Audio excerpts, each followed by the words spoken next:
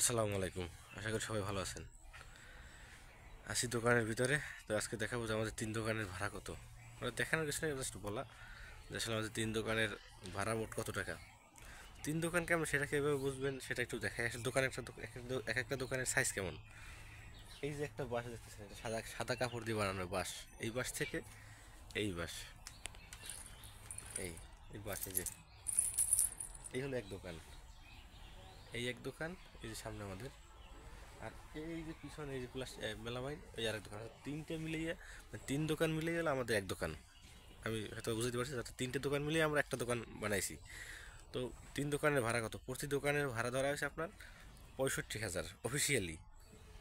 Officially প্রতি দোকানের ভাড়া ধরা হয়েছে 65,000 টাকা। তাহলে 3 দোকানের ভাড়া আছে 3 6 18 19 1,95,000 সামথিং।